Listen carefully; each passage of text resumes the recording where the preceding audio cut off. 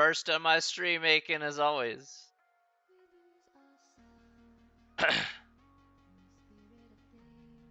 Hey, that's not a problem, Aiken.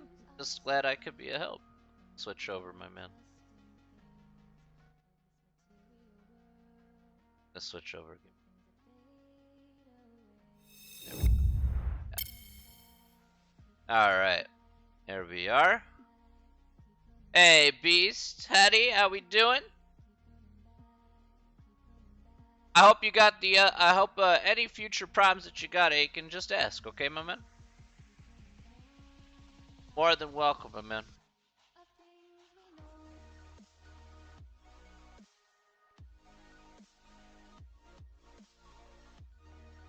How we doing today, Beast Teddy? Jamie. Jibs, my other account is not working. Oh, that's you're talking about your Twitch account there, Jamie? Want to be sure we're on the same page about that. Are you referencing your Twitch account? If so, that's okay. It's no big deal. Oh yeah? Okay, yeah, no big deal. No big deal. Your other account's not working. At least you're able to, connect to the channel. That's just fine. Not a problemo. No problemo. Anyone and everyone is always welcome here on the channel. So, if one account don't work, try the other. It all works out at the end anyway. No one can see what I'm putting in chat. That's kind of weird. Well, I can see what you're putting in chat now.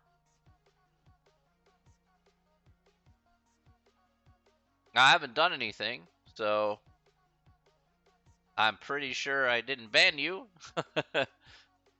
Pretty sure. I'm fairly confident I didn't ban you. Yeah, my other one, yeah, I don't know what's going on with that. That seems rather strange.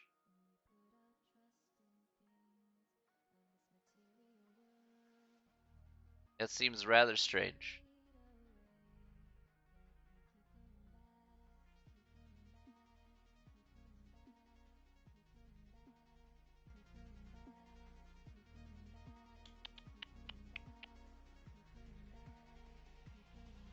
I just sent something on that one. Yeah, I don't see anything.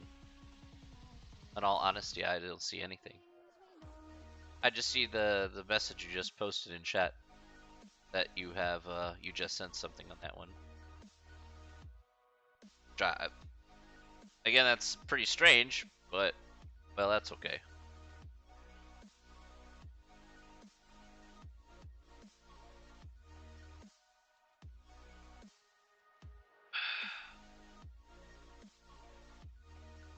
Twitch support is useless. That's alright. Look, as long as you're able to come to my channel, that's just fine. Yeah, Twitch support, fortunately, not the greatest in the whole wide world. I ain't gonna lie. I do see your name here on the users chat. I do. I see Jamie the Jellyfish. Jamie115.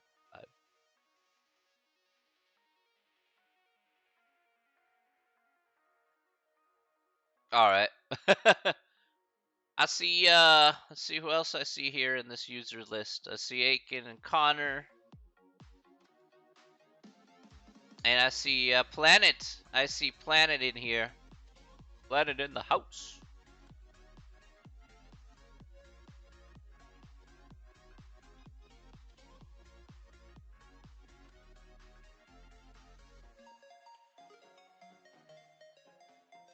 Alright. Get started here, what? 7 minutes? 7 minutes we're gonna go get started. How was your weekend, by the way, Jamie? Hopefully your weekend was good.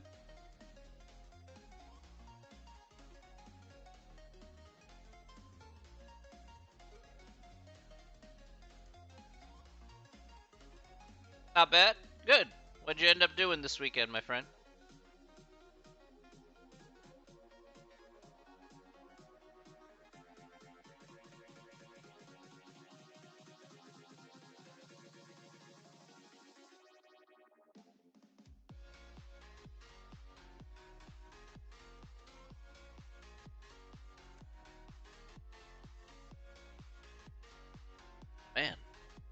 this morning. Gotta air out this apartment. Getting some pollen. Alright. I got to.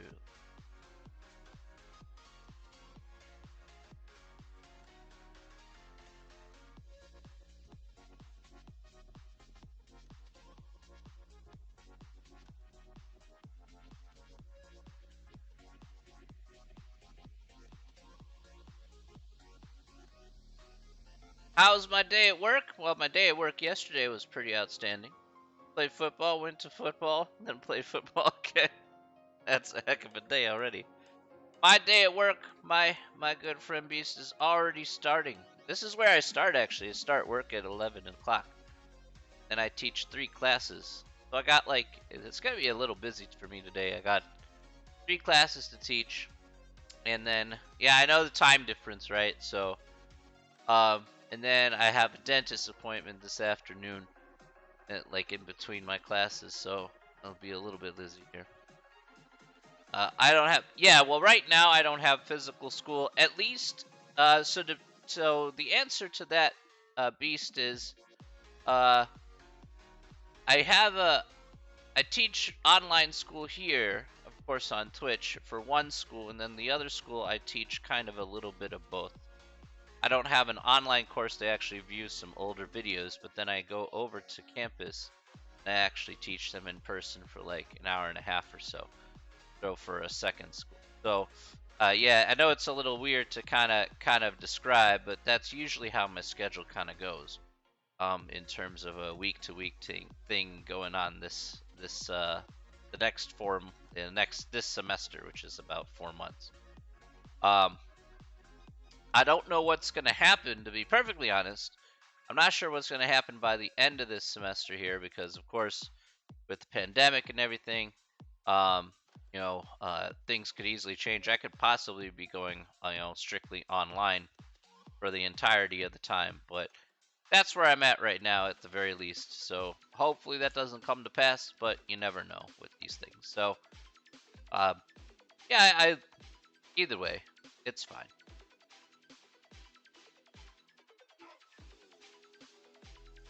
Yeah, so it's just been pretty chill for the past, like, I don't know. It's been pretty chill for a little bit. It's not as bad as you think. It's just a lot of like filling in time. The key here to actually making sure that you're staying on top of things is just making sure you're prepared ahead of time. Because like a lot of things I have, well prepared ahead of time. And my one school, I'm literally so my one school I'm literally teaching 4 classes of the same exact class, but it's just not done at the same time. And I don't mean like at the hour. I mean like the length of the class is not done necessarily at the same time. So I literally have like for this one class, I have a 16-week class, 12-week class, and back-to-back 8-week classes. So I have 4 sections of this same class. Hey, Goldmash, I'm doing great, my friend. How are you? So I literally have 4 classes, but they're all like at really different timings. So I have to be like, it's kind of like, so like next week, I'm gonna be starting my 12-week class, and I already have 2 classes starting to run, and one of them's a little ahead than the other, and then it kind of gets messy after that. It's like all over the place.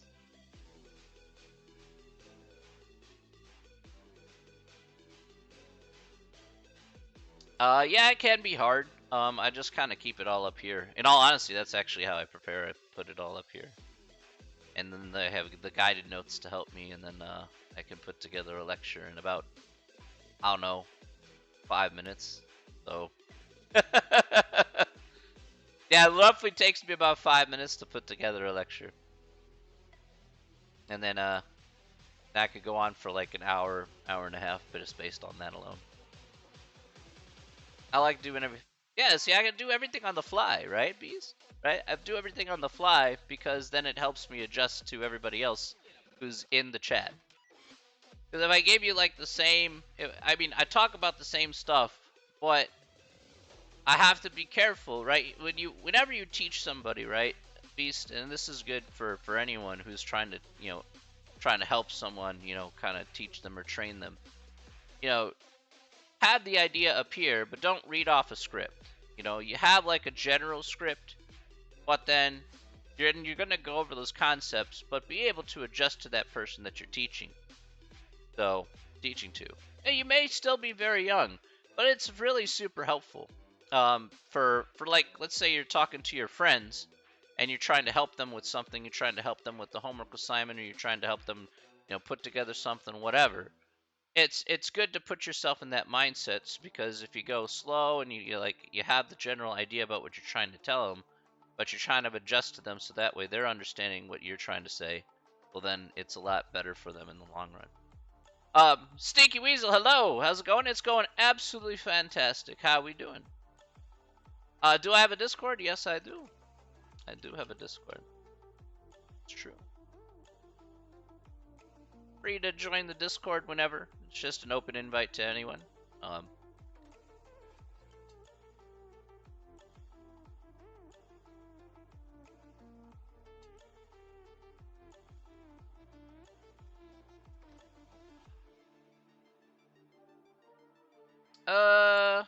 Yeah, probably that wouldn't be a bad idea.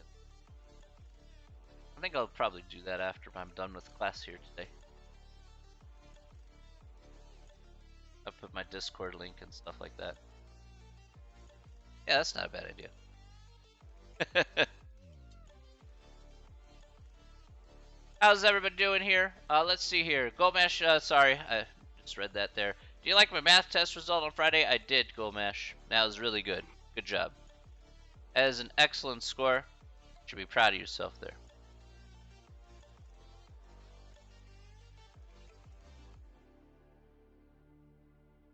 Definitely good. Learning the Russian alphabet. Ooh, wow. On Duolingo. Some people say it's hard. You're learning Cyrillic. There you go. I feel like I'm actually talking to one of my teachers. Hmm.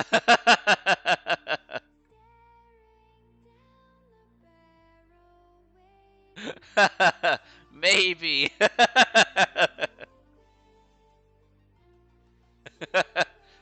I'll be happy to take on the role. Somehow it's a role that I'm currently playing at this moment.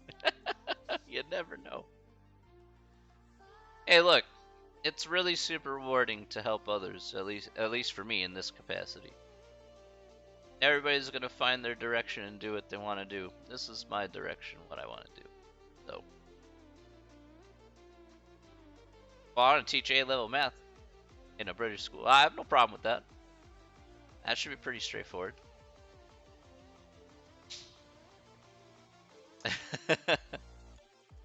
I'll come in and substitute for a few times, okay? You just tell the teacher, you're like, right now you say like the meanest thing. You're like, you're a little inadequate. I would like a substitute. Jasmine, hello, good morning. Good morning, how we doing? I feel bad. I'll let the teacher know. I got a You have put you, you're you're in the backup role, the alternate role. I'm gonna put this guy.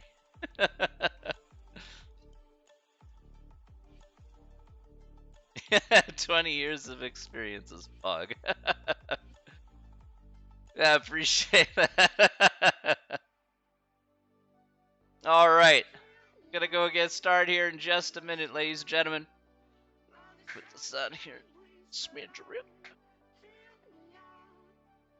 And that fan on for just a little. All right. This is the HyperX Alpha Cloud Planet. Planet! What did I miss? Planet, you haven't missed a thing, Planet. I haven't started yet. But Planet, I've barely heard from you the past 4 weeks. I've barely heard from you.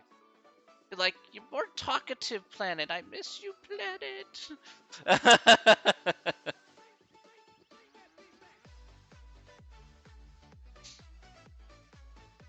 Yeah, nothing to be sorry about. I miss a Planet. Planet has been a wonderful part of this community for the better part of nearly a year. So I gotta give it up to Planet. She has been an outstanding member of this community. So yeah, test and homework, so I was with you. Do we have the test soon? I haven't announced it yet. So you're free, yes, very good. We do have a test soon, but as soon as I make the announcement, then you'll know when it will be due. So, all right, good luck, Goldmash. All right, ladies and gentlemen. My dude, I don't use Zoom. My dude, I never use Zoom. That's why we're on Twitch, my friend. I don't know what you're expecting from me, but I've told you all the expectations here from day one.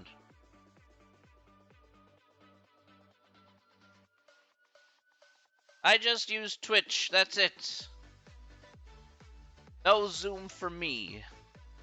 Thank ye. Alright. Alright, let's do some intros here. Yeah, look, I try and lay it out as simple as possible. You gotta read that stuff and look into those videos. I can't tell people 30 times. You gotta have to, at some point, you gotta listen and you gotta do it. So, alright, let's do this intro here. Let's get started. Alright, let's do it. Okay, let's get started today.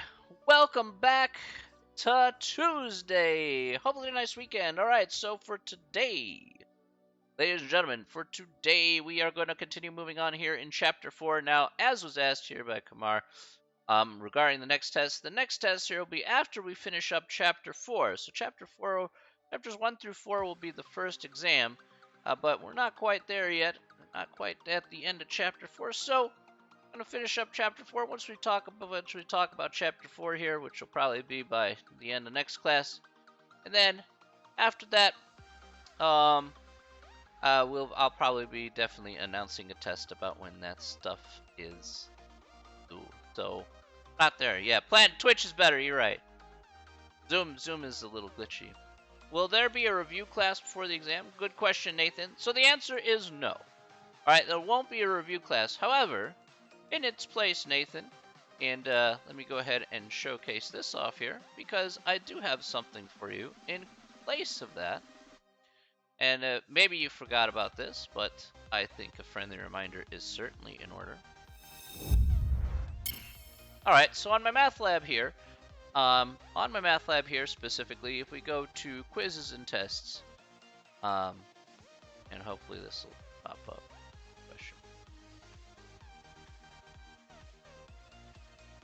Eventually, okay, there we go. Few tries. Alright, so on the quizzes and test platform here, here you have the Chapter 1 through 4 practice test. This practice test is essentially your review. This practice test is all the questions that are actually going to appear on the exam. Okay? Again, they have all the resources available to you, like help me solve this and show me an example. Again, it's there. But again, those help me solve this or show me an example will not appear on the actual test, which is this guy right here. So try the practice test as many times as you like until you're comfortable with the real test. Give the real test a try. You have 10 hours and 5 attempts of which to finish. Also, one more thing in regards to the exam here, just as a reminder, there's a save for later option. Now, save for later basically means is that you can basically, let's say, for example, there's 30 questions on the test. Well, yeah, you have 5 attempts on the real exam, yeah. So you got 5 tries. I don't know. If you don't want 5 tries, Nathan, I could just push it down to 2 or 1. I mean, no, okay. I'm not sure what you want, man. But I will say this. There's a save for later option. So the save for later option is fairly simple. If, for example, here you want to do, if for example you want to, let's say you're tired, okay, but you start the test, you could do like the first 5 questions, and then you do the first 5 questions in order, and then you can hit the save for later option. You can log out, go to sleep, come back, and then re-log in, and then you start from question 6 and do the rest of the questions on the test. The only caveat is that you're not allowed to do the first 5 questions you already tried. Okay, so if a save for later option is there, again, so you don't have to necessarily do the whole test all in one sitting. All right, so if you need to take a break, you need to log out, you need to, take a rest, you get tired, all right, that option is there for you for these exams, okay? So just to let you know, all right? So you don't even have to take the full 10 hours, okay? It's not the point. I don't remember. Some amount. Things. I don't remember. I think I put like 30.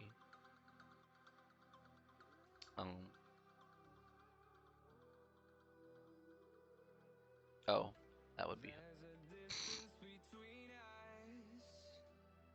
Is the practice points worth it or just better for practice? Practice points are worth the practice test. If you do well with the practice test, you will get bonus points. So there are bonus points to be had. So I'm just gonna let you know now. There are bonus points to be had. Yeah, I put 30 questions for this test. 30 questions. 30 questions ain't a lot. I'm pretty sure in 10 hours you can get done with 30 questions, in all honesty. So, there's that.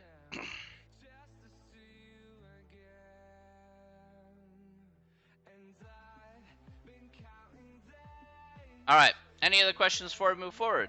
Hopefully that's pretty straightforward.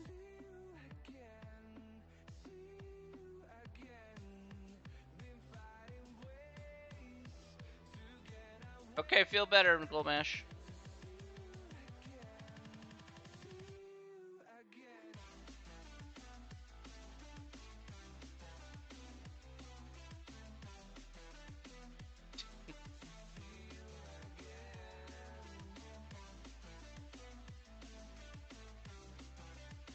Alright, we'll move on here then. Alright, so let's go over to Chapter 4 here today, ladies and gentlemen. Chapter 4 is not a super big chapter, but we are going to be going over some specific things here today. It'll take us a little time to go ahead and do. So I can see all the previous videos after part 1.6, or they aren't there yet. They're there. They're on YouTube.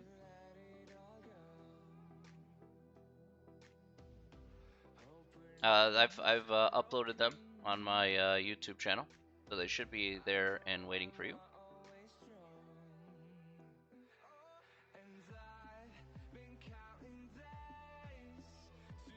I just need to put them in a playlist, but they are uploaded, so you can actually view them. All right.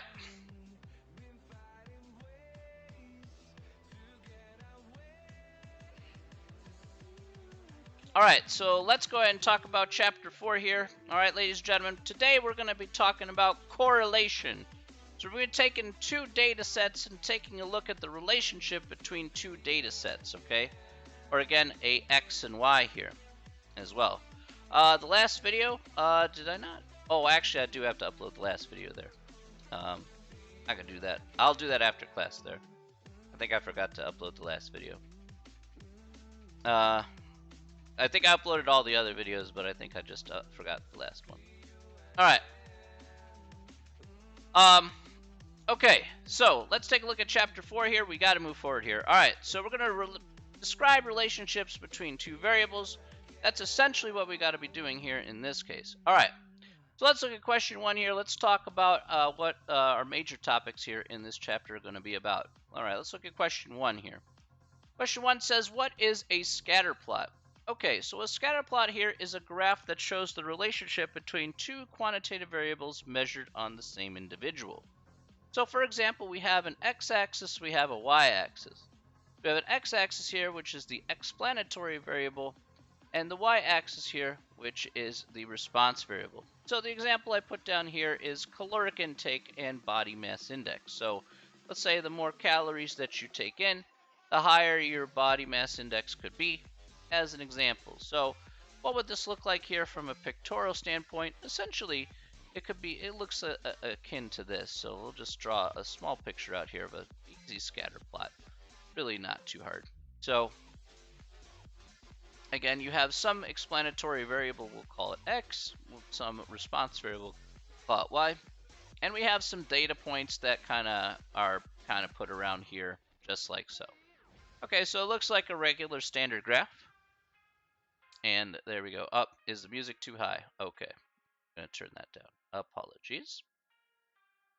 Thank you. Yeah, let me know if it's too loud. So yeah, it should just be like noise. All right. All right, cool. Thanks, Vince. All right. Okay, so this is what the scatter plot generically looks like. All right. Again, it doesn't have to be this exact one, but again, some fine points here and there. It's fine there? Okay, good. Some points here and there. It's not too much of a problem. Okay, so we're going to be looking at what each of these scatter plots could represent and what kind of relationship that we're going to have here between, say, whatever our explanatory variable is and whatever our response variable y is going to be, depending on the context of that particular study or situation. Okay, so let's take a good look here at the next question, because we're going to showcase here a couple of things. What can the scatter plot show in terms of the relation between two things? Okay, so there are a couple of relations that we could have here, and we'll talk about kind of the basics here, and then we'll work our way forward here. So there are a couple of relations, and we'll just draw this out here at the very least. A couple of relations could look like this, and we'll explore more of these today. Let's say you have a scatter plot that looks akin to this. All right. Now this is more akin to a linear relationship. Okay, so this is a linear relationship between both x and y using the scatter plot. Now you're probably saying, how is this a linear relationship? All right. How is this a linear relationship? Well, this is a linear relationship because of the fact that it doesn't have to hit every single point on the scatter plot. It just has to kind of like average out to be a line here if you kind of put it around the scatter plot. So if you had this line here, which we'll talk about here, the line here will kind of go through the points. You know, obviously this is, I know, a little wobbly. My drawing is terrible, but this will be akin to a linear relationship, and we're going to talk about how we can see what this line is going to be. But it looks like a line kind of from a general big picture perspective. Again, that can also go the other way here. Okay. So that can also go the other way here. The other way can also be a linear. Again, it doesn't have to be necessarily going up. It can also go down. And again, this is also a linear relationship, just like so. Yeah, sorry about that, Sneaky. I just had to do that part there. Okay. There's also relationships that look like this. Again, you could have scatter plots and stuff that looks like this. Okay, here you go. It looks like a parabola of some type. These are nonlinear cases. Okay, so maybe there's a nonlinear relationship between the two. That's certainly plausible. All right, so we could certainly have that. Or again, we could have relationships that just are all over the place. And it's certainly plausible here for us to have no relationship. So no relation at all between both x and y, just like it's like random points on a graph. Okay, it's like all over the place. There's no pattern that you can make from it. Okay, well, too bad, so sad. I can't actually do that out. Okay. All right. Okay, so we have that, and that's all well and good. All right. So that's the answer here to question 2. Not much to it, but I'm going to expand on this question here by looking at some more specific things. All right, this I do promise. All right, let's go to question 3. All right, question 3 here gonna be let's talk about question 3. I'm gonna put this on screen here. Okay, how do we find the sample linear correlation coefficient? Now, what we're going to use here is we're going to use the notation here for the sample linear correlation coefficient is going to be called the letter R. Okay, now this letter R here is going to prove to be very, very important here, at least definitely here in chapter 4. And this is going to be our metric here, essentially, to describe the, how close the relationship is between both x and y. So between both the explanatory and the response variable. Now, as you can see here, this is the formula about how you would go ahead and solve for R. Now, again, I'm just going to point this out here for you guys. Am I expecting you to memorize this? The answer is absolutely not, okay? Are we going to do this by hand? Absolutely not, okay? But I did write down the formula here as a reference to show you what we are using here as part of the formula in order to solve for this particular correlation coefficient. So I put in the formula here and the meaning of each of these variables.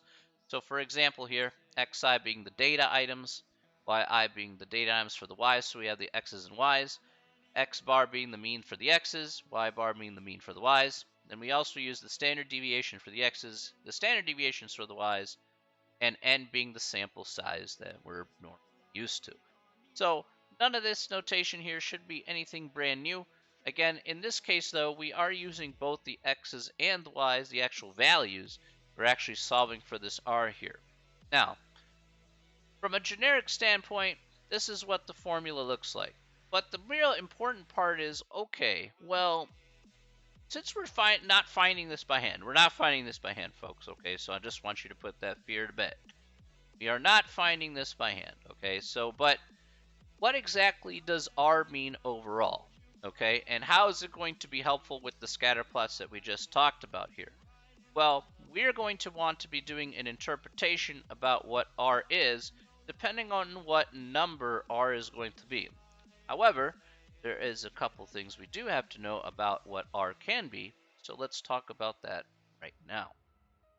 All right, so let's talk about number 4, which talks about what R, at least as a value, can be first and foremost, and then we'll talk about the interpretation. So R, some properties. So what are some properties of the linear correlation coefficient? The first property here that you can see on screen is that R has to be between -1 and 1. All right, so it can't be any value above 1. It can't be any value below -1. It has to be between -1 and 1. Now, the way it works like this. A negative R, a negative value for R, indicates a negative linear relationship. And of course, we'll see exactly what kind of negative linear relationship in just a moment. A positive R here indicates a positive linear relationship. Okay, so positive R here indicates a positive linear relationship. Okay, now as it stands, you're like, whoa, whoa, whoa, hang on a second. What does a negative linear relationship look like? What does a positive linear relationship look like? Okay, so for us to answer those questions here, let's move to the next question. And now we're going to actually put a picture to the actual concept here, and we're going to see exactly what it is. Okay, so I have a little table here. This says, how can we interpret the linear correlation coefficient? So here's how it works. The closer R is to 1 or -1, the stronger the relationship is between both variables. Okay, so let me go ahead and go over the very first one here. I'm going to go slow over this part here.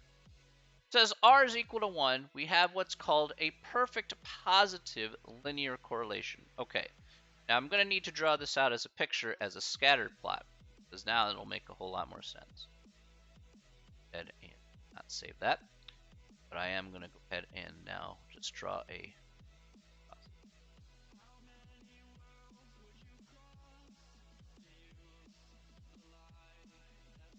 All right. here's what a perfect positive, let's say r is equal to 1 here. And if r is equal to 1, if we want to talk a perfect positive linear relationship, this is what the scatter plot's going to look like.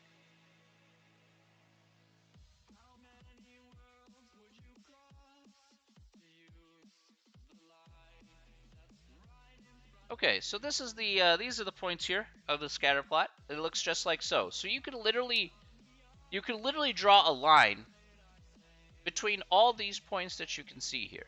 You can literally draw a line. It goes through every single one of the points. It's a perfect line. And that would indicate r is equal to 1, a perfect positive linear correlation.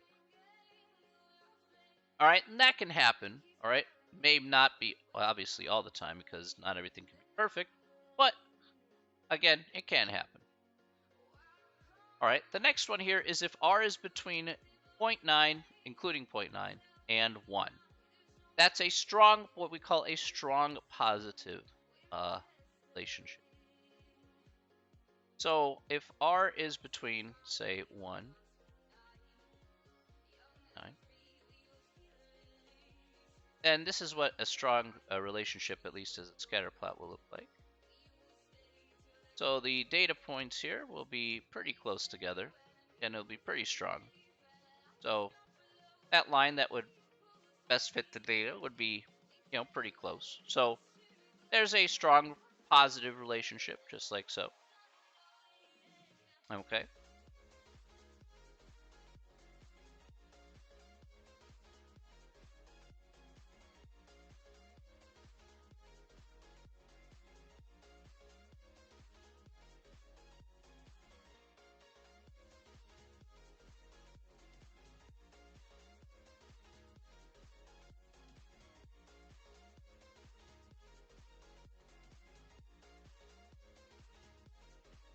All right. Next one here, we have a weak to moderate relationship. So what's a weak to moderate relationship? Let's go ahead and take a look at that. So weak one would be closer to the 0.4.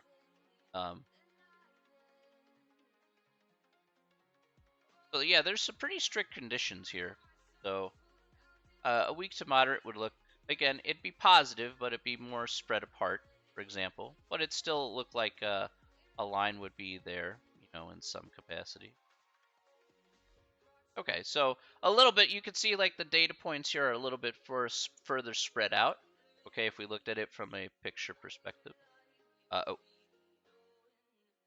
that down around my face. Whoops. All right. Any questions so far about that? I'm going to get to the others here in just a second. Any questions so far?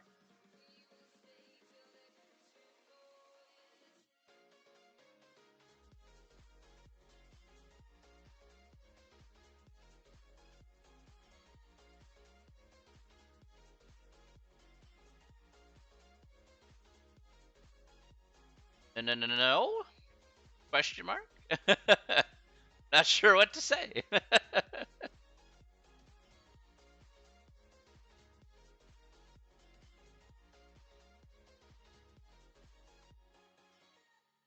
Actually, I forgot to ask, Alyssa, did you get my email there? I forgot.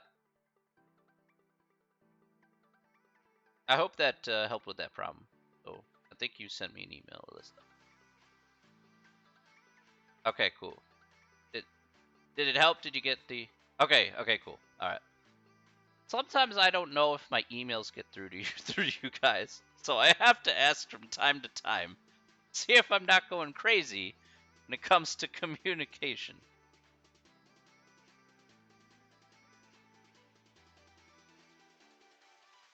Are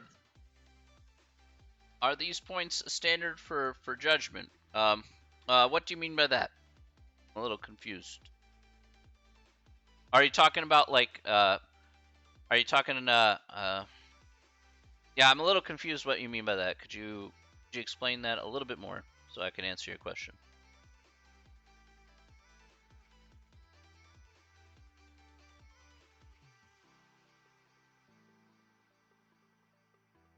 I'm just a little confused on the question, that's all. Like if you're talking about like these points here as if you're talking about these points here as a generalization,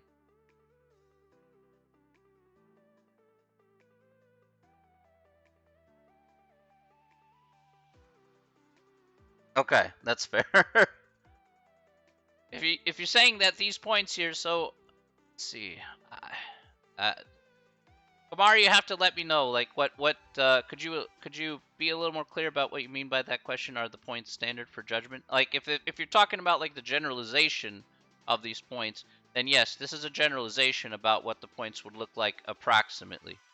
They'll look approximately like that on a scatter plot. If that's what your question is. So, yeah, so these are like, okay, yeah, okay. I see what you're saying now. Okay. Thank you for clarifying that. Yeah, so these would be like standard points for interpretation. This is like what a ballpark estimate would be of, or what a strong positive would look like. This is a ballpark for what a weak to moderate would look like. So basically, that's exactly right. I'm giving you kind of like ballpark estimates here about what a generic scatter plot will look like with these type of relationships. All right, to answer your question.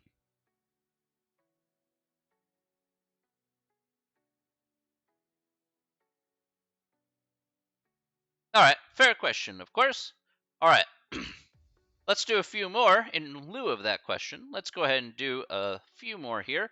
So we have the perfect positive, we have the strong positive, we have the weak to moderate, okay? Now we do have a few more here on the list, so let's go ahead and do those as well. All right, and I'll keep it over here to the left. So the next one here is from negative 0.4 to 0.4 here. If anywhere in between, we have no relationship. So I've showed this off earlier, but again, this is like if the scatter plot is all over the place. There has no pattern. There's no rhyme. There's no reason. Say it looked like this. This would indicate no relationship whatsoever. Okay.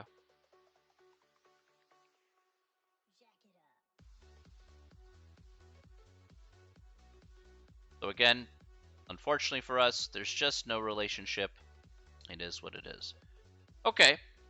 So let's look at the next one here, weak to moderate negative linear correlation coefficient. Now, this goes from negative 0.4 all the way down to negative 0.9. So again, what does that look like here? Let's go ahead and put that down.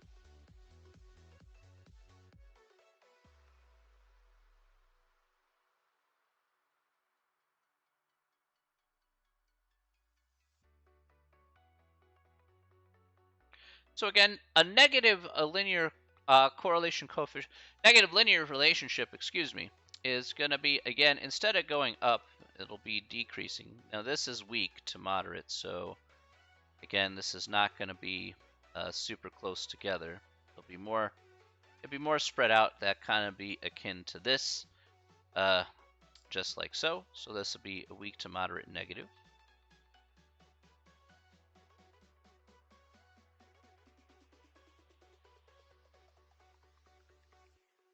I guess I should put that up here. Be a negative relationship. All right. And then we have a couple more here along with that. And we do have a strong negative, so let's put that down. Again, that's from negative 0.9 to negative 1, not including negative 1, of course.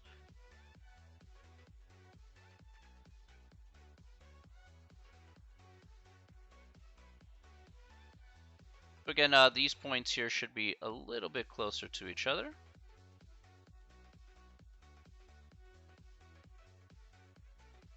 Okay.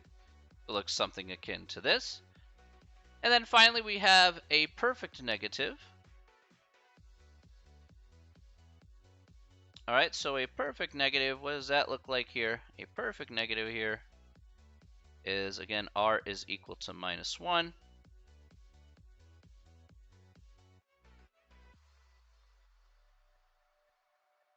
Perfect negative. So again, we're going to have this, and just like a line straight down. There you go. All right, so that's a perfect negative. Just goes straight down. You could draw a line through every single one of the points. Fair enough. Okay, so that's a description here about how we can interpret, again, each one of the R values here, depending on which range that they kind of generally fall underneath. Okay, so we're going to be using this R here to some degree, and we're going to be taking a look here and seeing, again, not only interpreting it, but also extrapolating a little bit more data also later on in this chapter as well from that R. So that's not the only place we're going to see R. We're going to see R also in the latter half of this chapter. Maybe not today, but again, next class, more likely. All right. Okay, so we have that. That's perfectly okay. Okay. Now,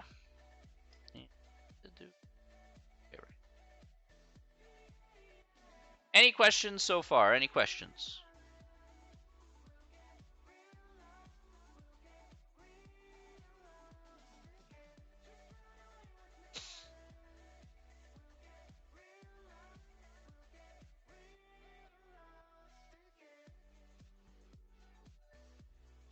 Another question. Okay. Question. Yes, of course, Jasmine.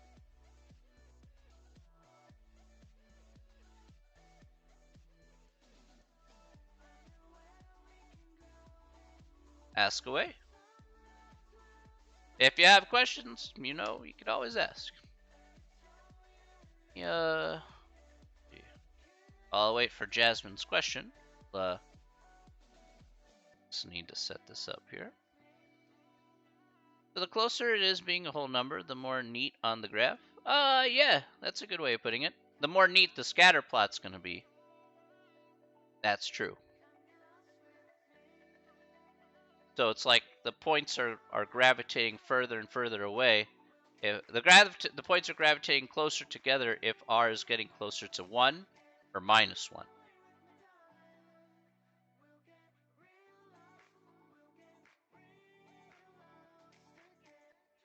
So, because we're just trying to determine a type of relationship, in this case, a linear relationship specific.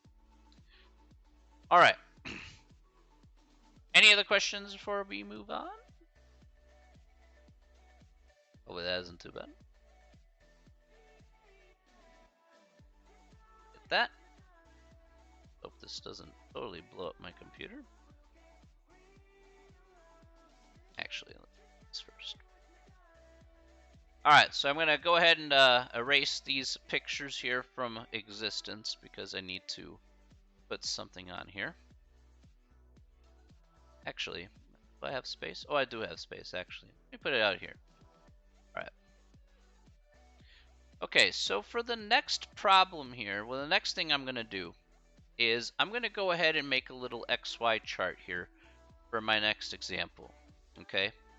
Because we're going to actually do a practical example here to solve for R, okay? So let me go ahead and make up some numbers here, and these are just random numbers, okay?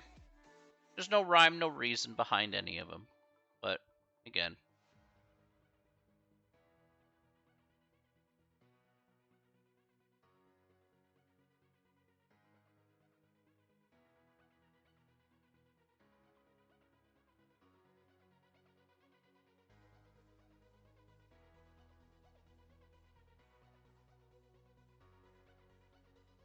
Okay, so let's say these 6 numbers here, again, I'm not giving any context here for X and Y, I just randomly chose these numbers.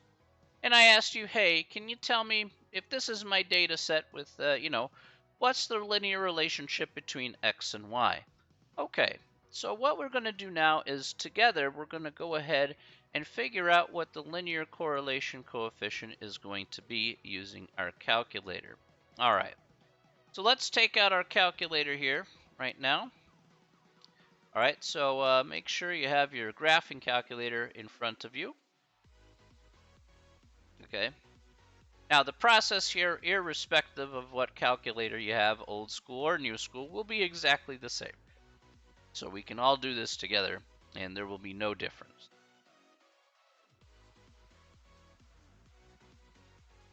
All right.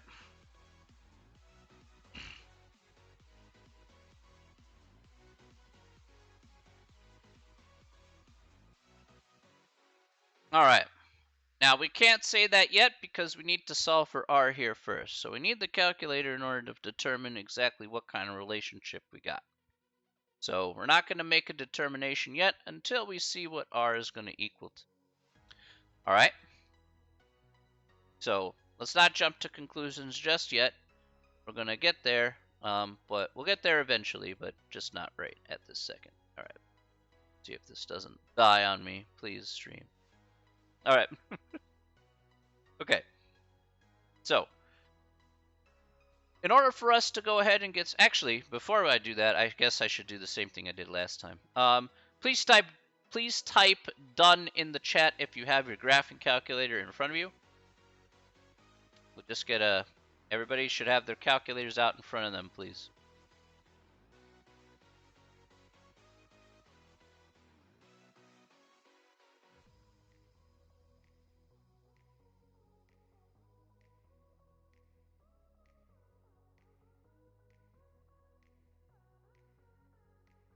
Or please type done in the chat if you have your calculator in front of you.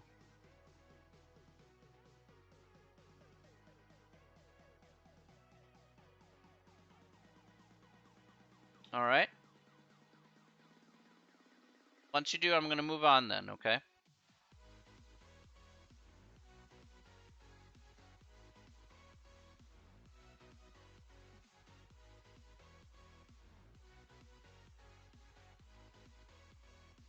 This is a TI, this is like a licensed calculator that I get for free.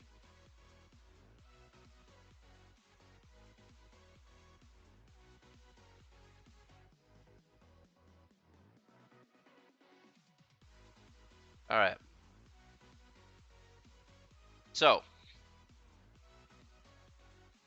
sure you have your graphing calculator in front of you here. Okay. So, let's go ahead and take a look here at this. All right. So, let's take a look here at what we have to do. So, the first thing we're going to do here is hit the stat key. And we're going to go to edit. Okay. So, we're going to go to edit here. And we're going to go back to our lists, just like we have from before. So this is just the same exact process as we discussed from before. Again, if you have lists already, if you have a list already put in there, just like what we did from our last example, for example there. Again, highlight your list here, hit the clear key, and hit the enter key.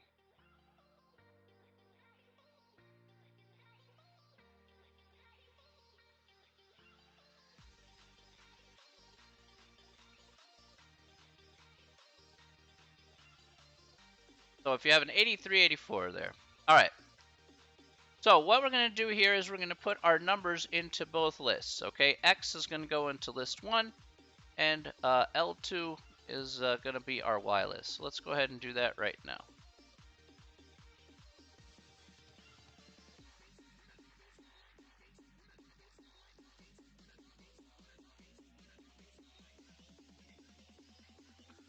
Okay.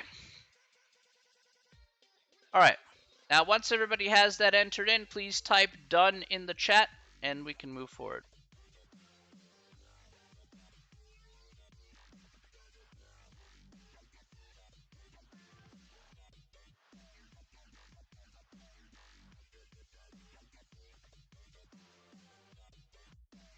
Hey, Formal Monkey, how are you, my friend?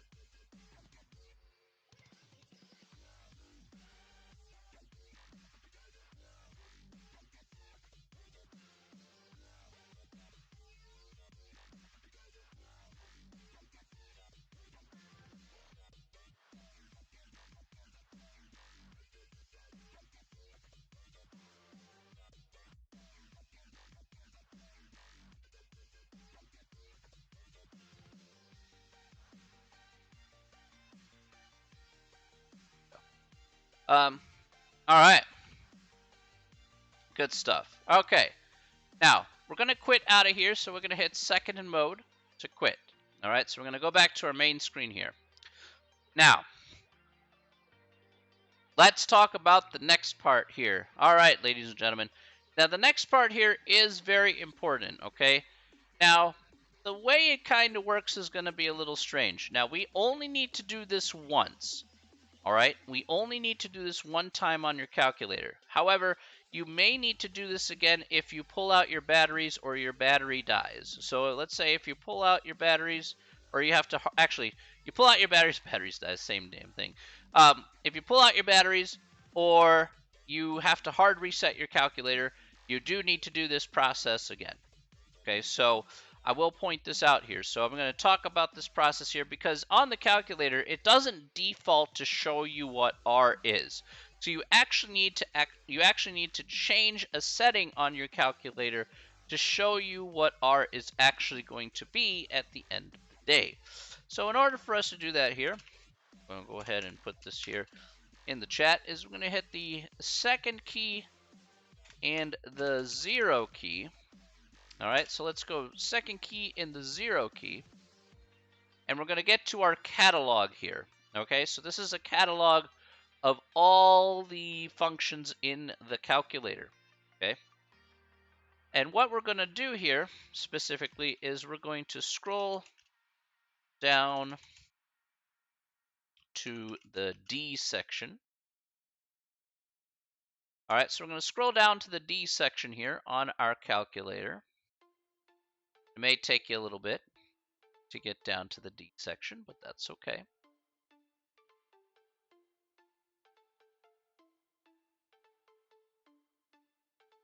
All right, so here we are in the D section, everything that starts with D. Okay, and I would like you to specifically go to this guy right here that says diagnostic on. So go to diagnostic on and hit enter twice. So if you hit enter on diagnostic on, and then you hit enter on diagnostic on again, it should say done. Now, so let's be sure here. Please type done in the chat if you got this to go.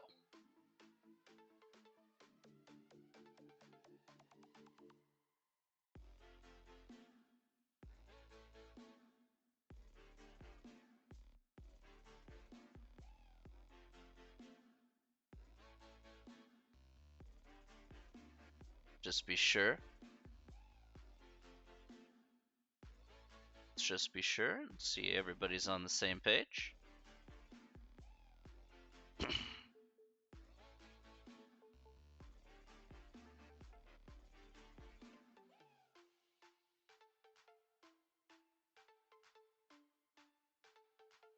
All right. Everybody okay? All right. Okay. So the next thing that we're going to do here is let's go ahead and hit the stat key here once again. So now our diagnostics should be on. We're going to hit the stat key here once again.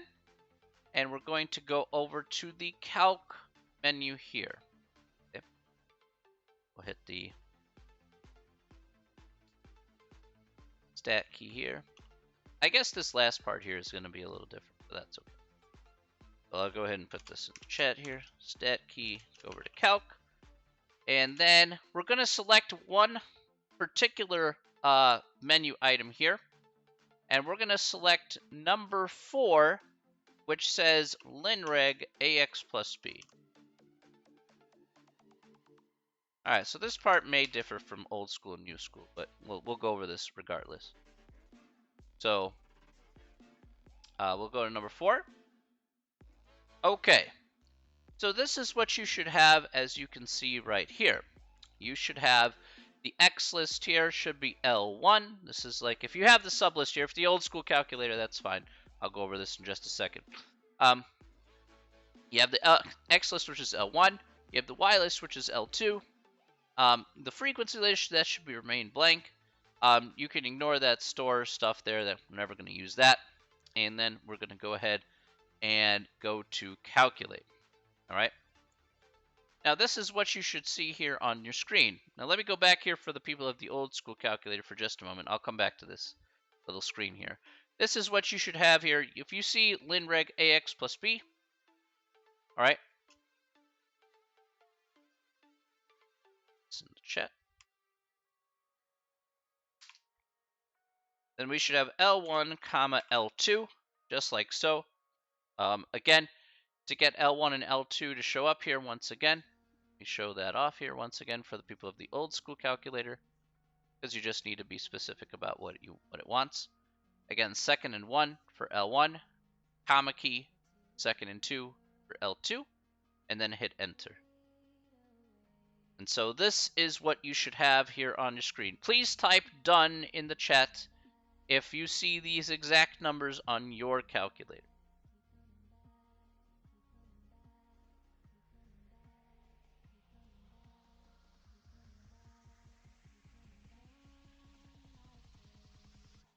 Okay.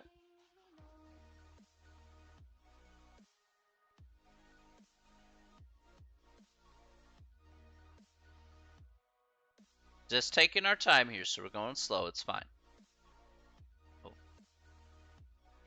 You might have, so Thody, you might have used accidentally the other one, because on the stat key here there is the sorry, you probably used number 8 instead of number 4. So you did use number 4 instead of number 8. That's probably why your A and B are switched.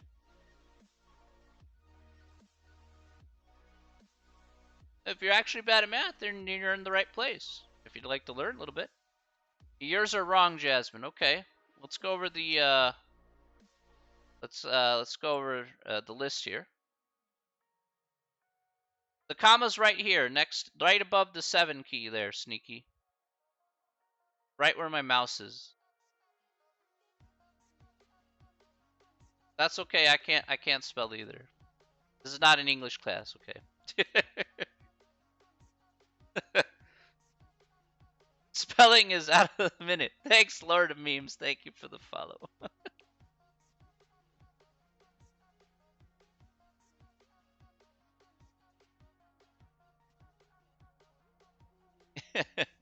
Okay, you got it? Okay.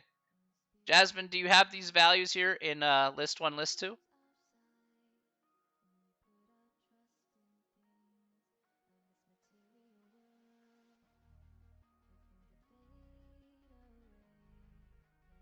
Okay.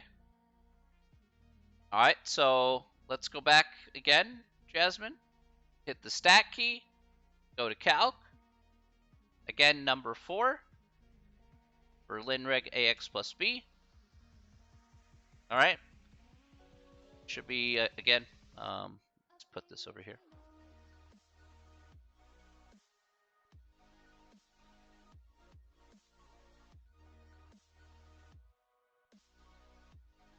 L1, comma L2. Okay. There we go. Go to calculate here. Alright. Alright, and there we go. It should have these exact numbers, just like so.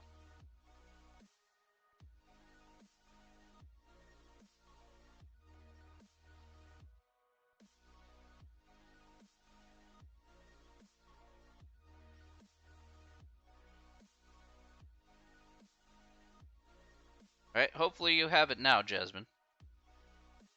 We'll move on once you got that, so. Anybody else having issues? Any questions so far? No, no, no. You should have nothing for your frequency list. No, no, no, no, no. You should have nothing in there. No, no, no, no, no, no. Go back. Take a look. X list should be L1. Y list should be L2. This should be blank. You should have nothing in there. Nothing. Just delete that. Okay? Yeah, if you have something in there, there's a problem. You take that away.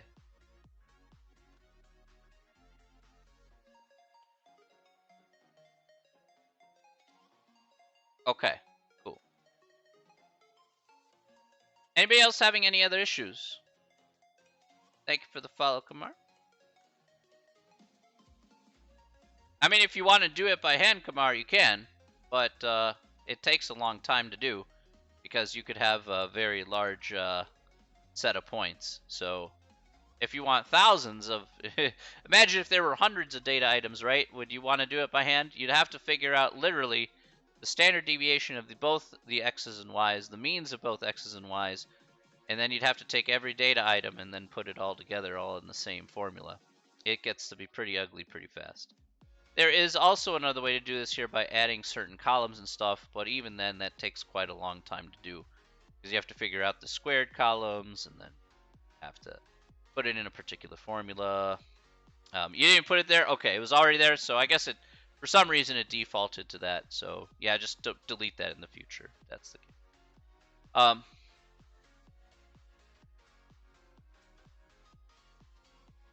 All right. So now we have this. Now, I will point this out here. I will point this out. And that is, if we did not do the diagnostics on thing, okay, if we did not put diagnostics on, you would not see these two guys on the bottom here, this r squared and r. So this a and b would show up here, no problem. That will always show up here. But these last two values you see down here, these last two values don't show up by default on the calculator, so we actually have to turn it on. So that was the purpose of turning diagnostics on. As I pointed out here, though, you only need to go ahead and do that. You only need to do it once with me, unless you change your batteries or you hard reset your calculator. If you do one of those two things, you'll need to go ahead and do that again and put your diagnostics on again in order to get access to the r and r squared part. Now, let's take a good look here at r, which is important here. All right, so r here specifically is going to be 0.6611. So in this case here, all right, so 0.6611. Now, based on our little table here, for just a moment, we're going to go back for just a second. What kind of relationship does x and y have? What kind of relationship does x and y have here?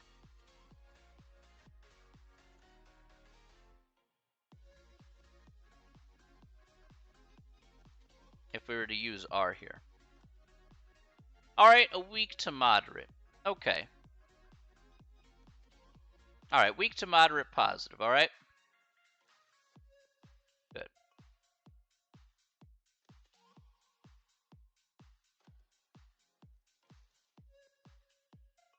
Yeah, I know it's, yeah, I don't disagree with it. It's not that great. All right, it's on the weaker side compared to moderate. Moderate would be closer to that 0.9, but 0.6611 ain't that close at all. But let's take it a step further. Okay, so we have our r here. We found it. Great. And we said, okay, based on the chart that we have here on the left, it's a weak to moderate positive relationship. But let's answer the other question here, and to take it this step further, is do we actually have a linear relationship between x and y? And you're probably saying, well, hold on a second. You just said there was a weak to moderate positive relationship. There's one thing that we haven't taken into account here, and that last thing that we need to take into account here is the sample size itself.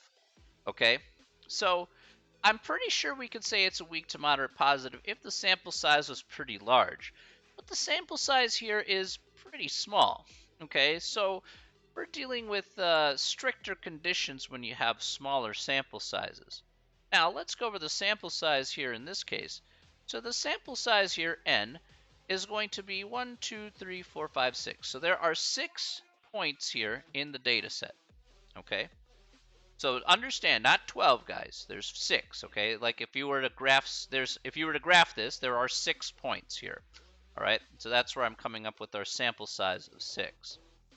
So the question really becomes, let's go down to this here. This is another example. We'll show this off here in a second. So how can you determine if a linear relation exists between two variables using the linear correlation coefficient? So we found 0.6611 to be our guy. Let's talk about the steps about how to do that here. And we will need a little bit of the textbook here, which I'll show off in just a second. All right. Step 1, find the absolute value of the correlation coefficient r. Okay? Now we do this because of the fact that r has a chance to be negative. So because of that fact, even though it's not applicable, at least here in this situation, because of that fact, we do have to take the absolute value. So we're going to take the absolute value of 0.6611, which is a little redundant, but still necessary as R can be negative. So you're going to get a positive 0.6611, just as it was before. All right, so not too hard. Now, the question, probably the second part here is the more important part, is find a critical value that directly associates with the sample size using the online Appendix A or the table given in the problem on the homework. All right, so this is this online Appendix A is going to be table number 2 in the textbook. Okay, so I'm going to show that right now what that looks like. This is physically, you can access this via the eText. So let me show this here on screen.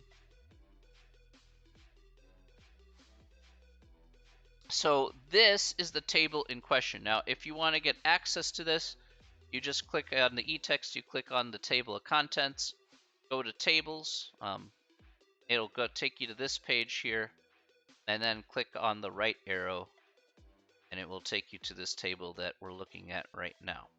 Okay. I'm just going to point that out here right now.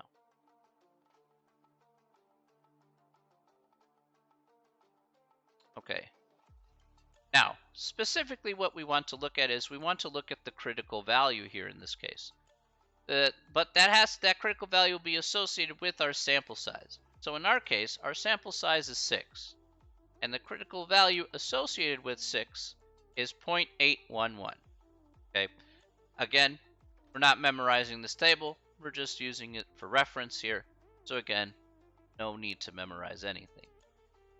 All right, so 0.811 has a sample size of 6. Those are associated, so we're going to go ahead and use that. Back.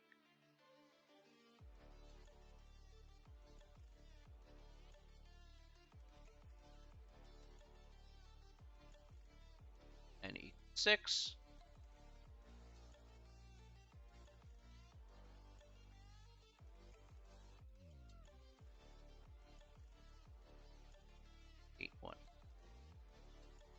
Okay.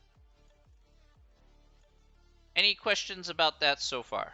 Want to be sure that at least you understood step 2.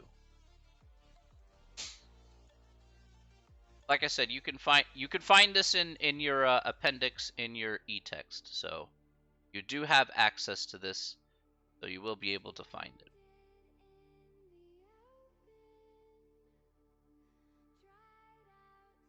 We'll need to reference that graph for the test. Fair question. It depends on the question there. They usually they'll give you a access to.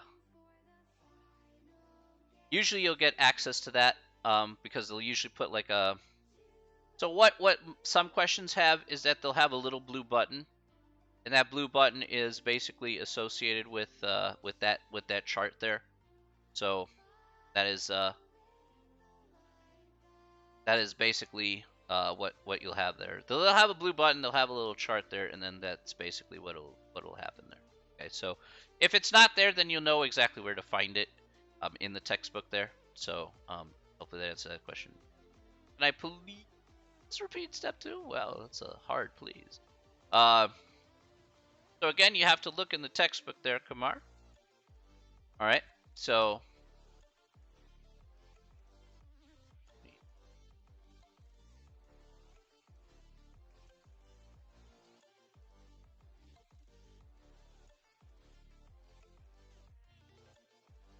okay, so this is on this is basically you have to look at the sample size, and then you just have to find what the critical value is associated with that sample size. All right, so that is step 2 right there. First, identify the sample size, which we found to be 6. There's 6 points, and the critical value that's associated with that, which is 0.811, found underneath Appendix A. Again, go to the table of contents. Let's click on table of contents. Scroll down to Appendix. Click on Appendix, and then click on the right arrow to go to the next page over. And then this is where you can find your table number 2 here for this particular step. Okay.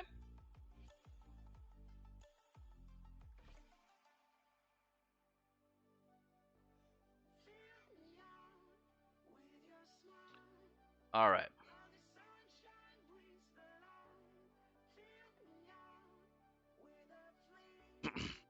Okay, any other questions before I... that is correct, yes. So there's step 2 there, you can see there on the screen. All right. I'll leave it up here because we're going to go right to step 3 anyway. All right. So step 3, it says if the result of step 1 is bigger than the critical value here in step 2, then a linear relation exists between the two variables.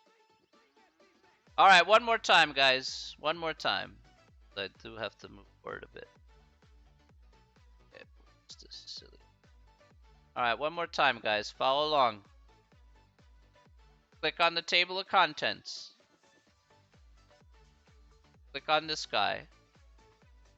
Scroll down to Appendix. Appendix A, which says Tables. So click on Appendix A. And then click on the right arrow down here in the bottom right-hand corner. And then click on that. And you'll get to that table of values that you see on the screen.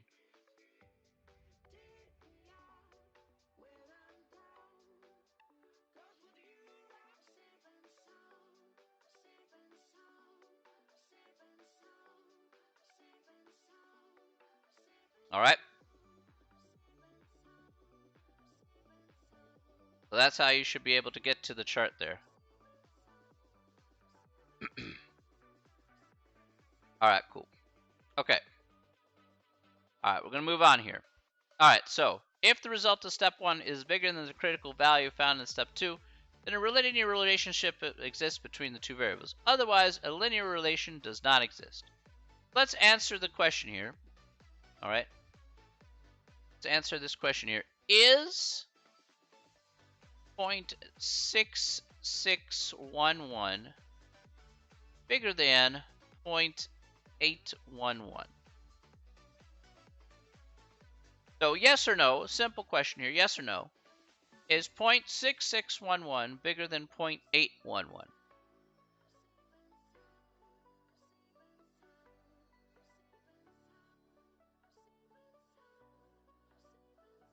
No. All right. All right, so we could say for certain, it's not hard to see, right? 0.6611 is not bigger than 0.811. All right, so because this is the case, in this instance, a linear relation does not exist.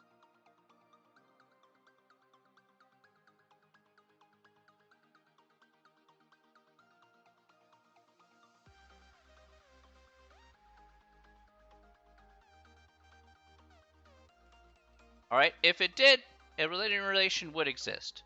That's all we're going to talk about here. This could be a so the thing is that we could call it a nonlinear relationship or no relationship. It's possible. We just know that a linear relationship here just doesn't exist. So that's it. Okay. So that's how we can make a determination here between both of these particular values. All right, so in this case here, this is not a strong enough relationship to really make a good determination of, at least in a linear relationship context, that there's one that exists. Okay. Any questions about that?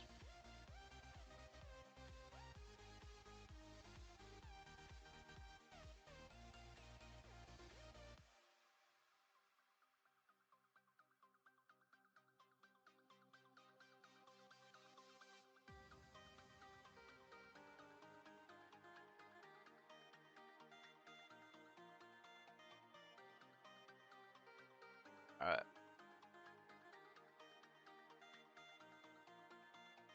Okay. Okay. So, let's look at the next question here. All right. Those will be the kind of the last few questions here, and we'll talk about it. All right. So, Let's look at number 7. Number 7 says, how do we know how to find the line of best fit, aka the regression line? Okay. So, as you know, a line of best fit here is y is equal to mx plus b. All right, and as you can see here, to find m and b here, m, again, uses the correlation coefficient and some standard deviations of the x's and y's. And b here has to use, of course, the slope and, of course, the means of the x's and y's in order to find out what that's going to be here. Now, as you guys are aware of, in number 8, how do we interpret the slope and y-intercept? Now, it's not very difficult to see here. M here is the slope, aka the rate of change. So if you've done college algebra before, or heck, even before college algebra, you worked with y equals mx plus b, M's interpretation is no different in statistics than it is in that class. That is, the slope is always the rate of change, okay? So as one thing is changing, you're increasing or decreasing by that much amount. And b is the y-intercept here. This is if x is equal to 0. Okay, so let's take a look here at how to find those. They're not very hard, and then we'll talk about that last question there. Okay. Do you guys want a new data set, or do you want to use this one here? I'll leave it up to you guys. You guys want to try some new numbers, or or use the same numbers? Same one is fine.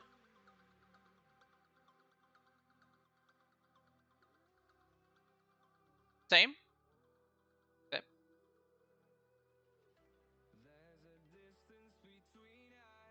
All right.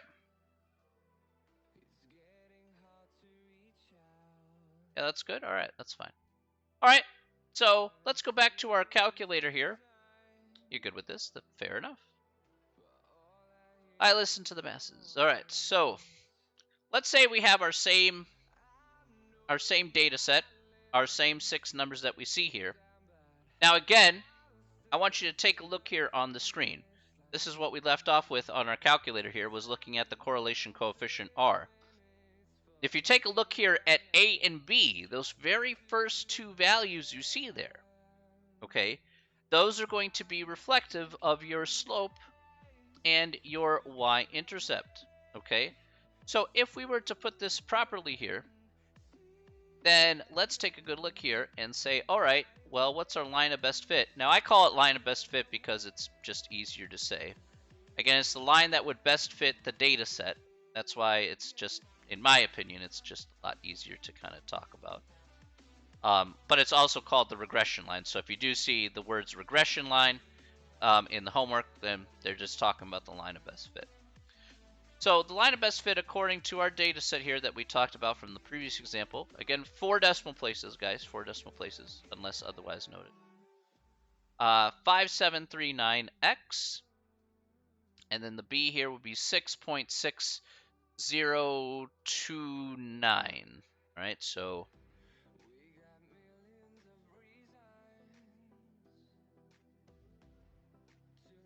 all right, so this is what we have here for our line of best fit here for this.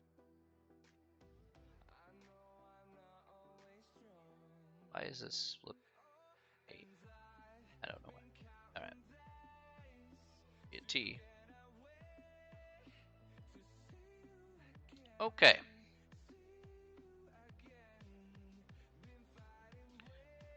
All right.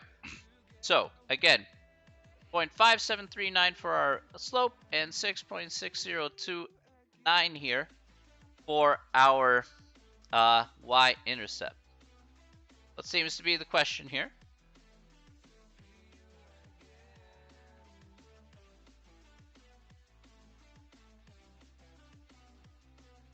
All right. Now, to go along with that, the thing that we have to do here, besides the line of best fit here, and we are going to be specifically using the line of best fit here for, is you're going to get a series of questions. So M would be A, that's correct, yes.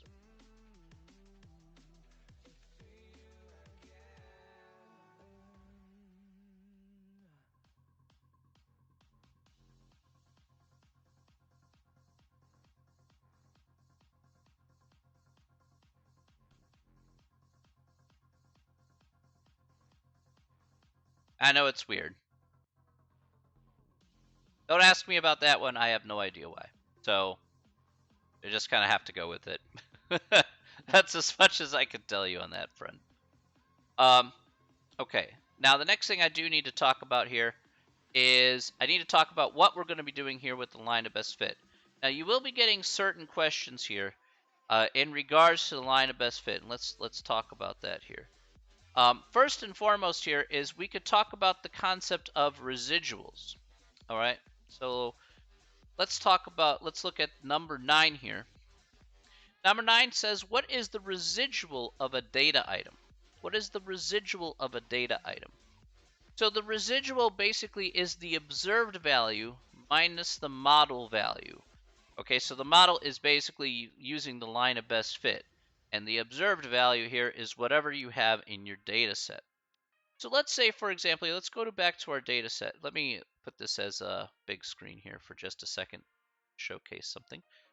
So this is our data set here over to the left. Let's say I wanted to find out what would be the residual for the data item of 5. Okay, let's say that's what I want to find here. So let's say I want to find the residual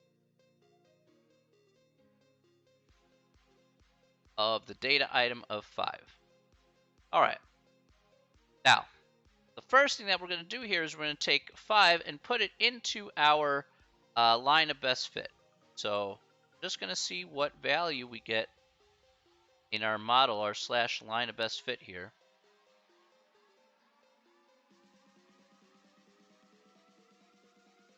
All right, so we do 0.5739 times 5 plus the 6.6029. All right.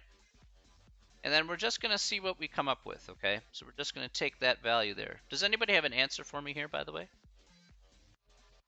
Anybody have an answer for me here for this?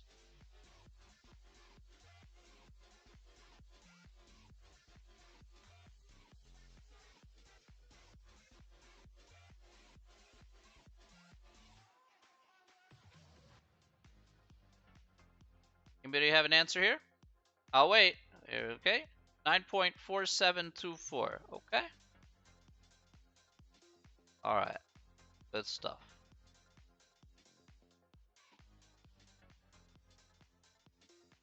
Okay. So this is what we get underneath our model, our line of best fit. Okay. So again, if you're visualizing it, again, this is how it would be visualized, by the way, guys. So we could have 6 data points that look like this. All right, here's our 6 data points just as an example. And our line of best fit is the line that kind of goes like this. It doesn't hit every point, by the way. So our residual, we could be over, or we could be under that line. Okay, that's essentially how it's going to work. So if we're talking about residual, we take our observed value, our actual value. That's going to be 12 according to our data item, minus 9.4724.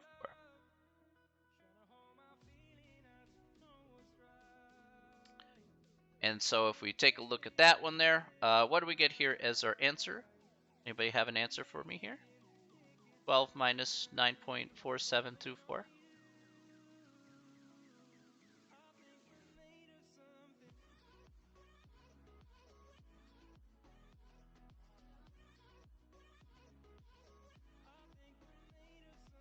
$2.572.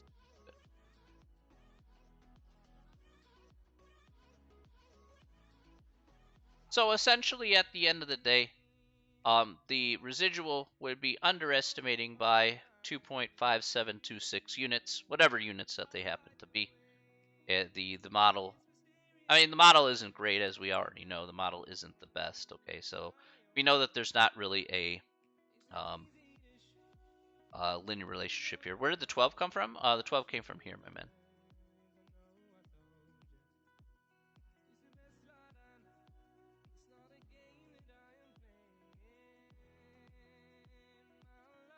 Where's the 5 coming from in the residual of 5? 5 is just a data item.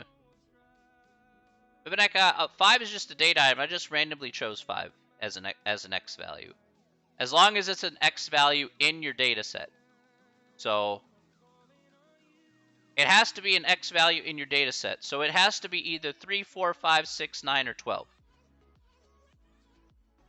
Right? It has to be one of these.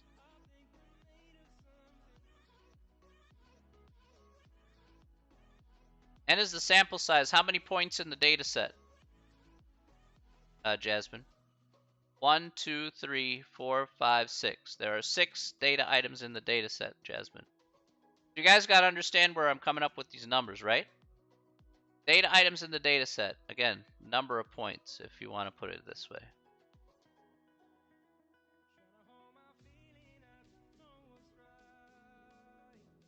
All right. Everything I'm putting in down here, just kind of just putting it one at a time here. The residual is of the observed value. The observed value here is 12, right? If I plug in 5, that's where I come up with the 12. All right. The model value here is what happens when I plug it into the line of best fit. That's why I have go split screen here for just a second, okay? That's why I have this.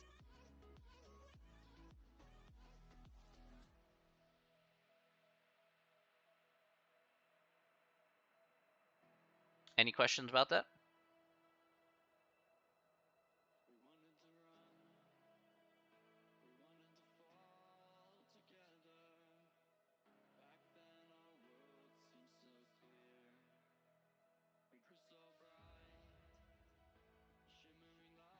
So any numbers, so one thing I do want to keep in mind here is that any numbers that are not in the scatter plot, all right, so any numbers that wouldn't be in the scatter plot that I can't take an observed value for, I can't do any analysis here.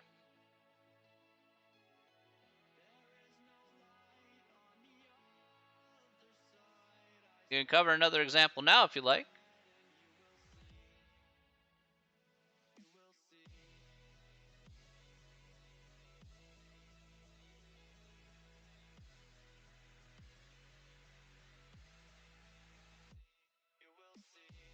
I mean, I could do another example. It's not too bad to do. We can use the same data set too. So we could take let's do another one. That's fine. Let's go ahead and do another one, keeping the same data set in mind. Let's say for example here, let's say I want to find the residual of 9. Okay, let's do the residual of 9.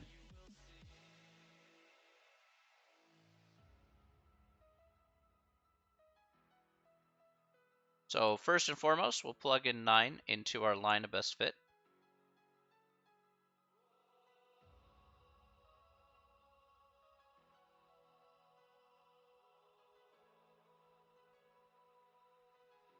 Okay. And so if we figure this out here, anybody got an answer for me here? If we plug in 9.5739 times 9 plus 6.6029. Anybody got a result for me here?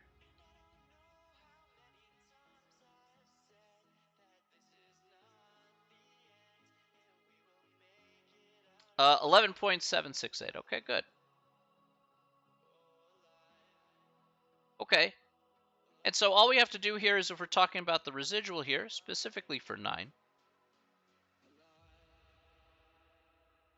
the residual here specifically for 9 is going to be our observed value, which is 14. Where do we get 14? We get 14 from right here. Again, 14 would be the y value associated with 9. All right.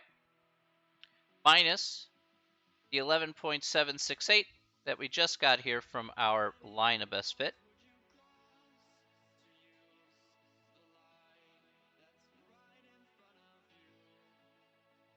And I believe this is going to be what? 232? I think 232. Oh, yeah. 2.232. All right, good stuff.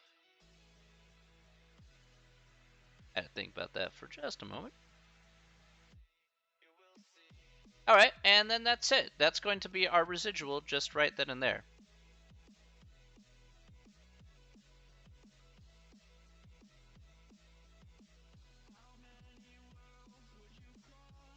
Okay.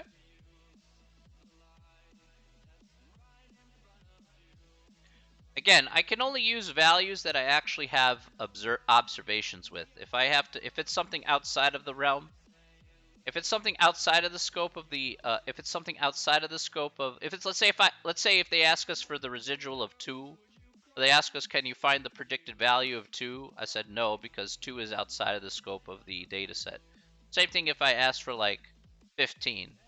Well, 15 is outside of the scope of the data set, and I only have numbers from 3 to 12, for example. So that wouldn't make any sense. I can only use values that are within the scope of the data set. Again, pictorially, how would this look like? Pictorially, again, if we looked at a residual would be our value from, say, here to here. This line here would be our residual, if you want to look at it from a picture perspective. So that difference right there from the point down to the line.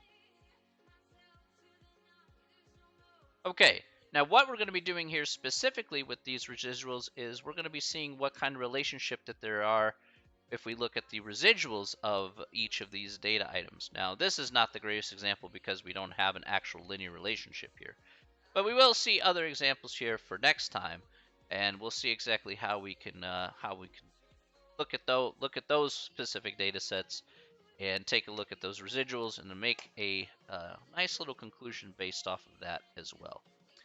So there are conclusions to be made here off of residuals, which is why we're talking about it here, but those are done in the last 2 sections here of chapter 4. All right, any questions, you guys? Any questions?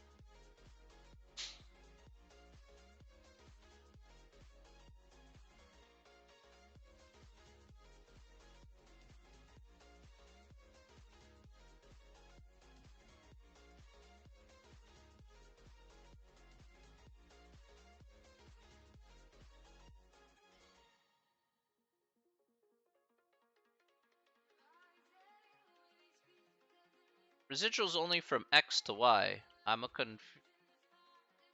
Yeah, only X to Y, right? So again, residual observed value is going to be the Y value, Vince. So that's why I chose 14. This same 14. So Vince, you got to get this here. This same 14 is this same 14 right here. No difference between the two.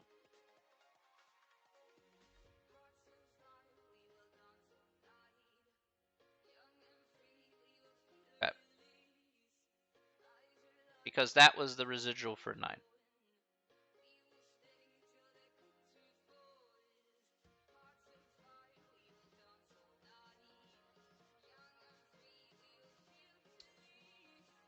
Yeah, I can show the notes here. Any other questions? Any other questions, guys? I know today was a lot of information. I know we didn't even take a break here today, and I apologize about that.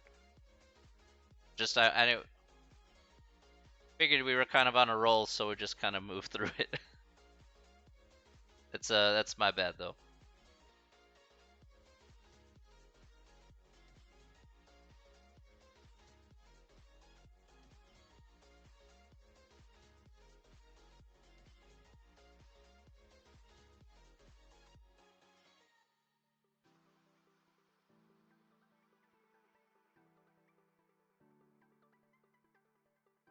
Okay, any questions? Any questions, guys? Any questions? All right. No? Okay. All right. Well, very good job today, everybody. My apologies for today. Here you go, Alyssa. That's number 9 just for you. There you are.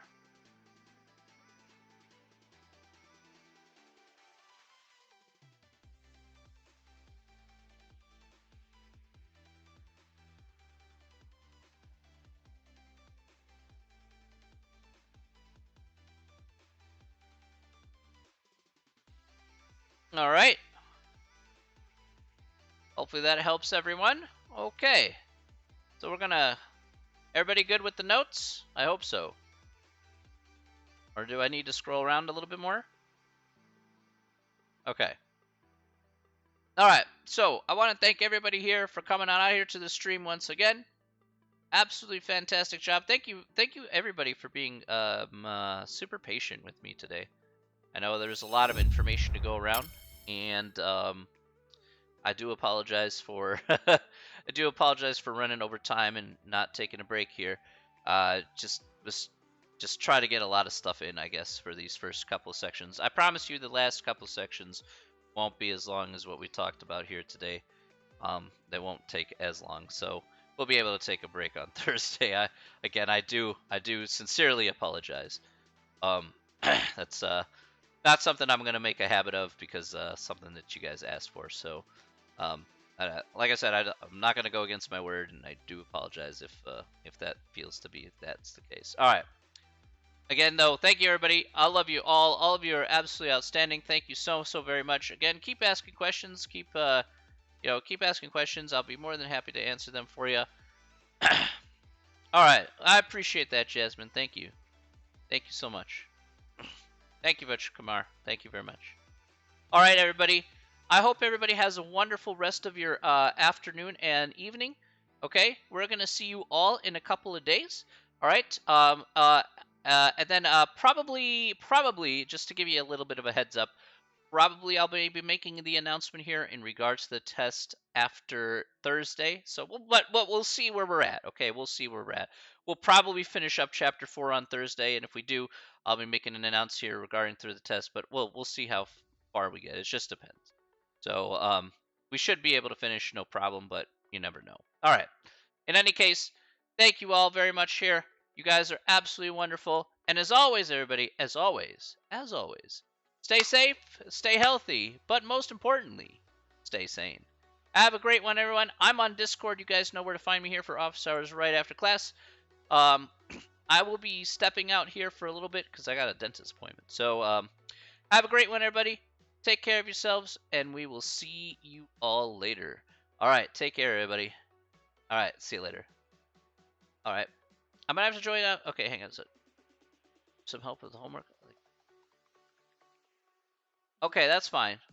Yeah, that's fine. If you yeah, I'll be back after I'll be back after like 2:30 ish. Give me like until 2:30 ish, or we could talk right now because my appointment isn't until like 1:30. So if you want to get on Discord right now, we could talk right now. We could clear up stuff right now. My appointment's not until 1:30, so unless you want to talk after I come back, which is like 2:30. We could talk right now if you like. Is that okay? Okay, that's fine. So if you want to if you want to ask me via email, or again, I'll be back at 2:30 then. If you have another class, and then after that class, I'll be available until 4 o'clock. But I'll be back home here at about 2:30, and then I could be more than happy to help you out. So you'll know when I'm on Discord anyway. So I always put my status on. So feel free to contact me whenever. Okay. All right, everybody, thank you so much. Have yourself a wonderful day. Everybody else, take it easy. All right, take care, everybody. We'll see you later. All right, everybody, take care. Bye. Bye, everybody.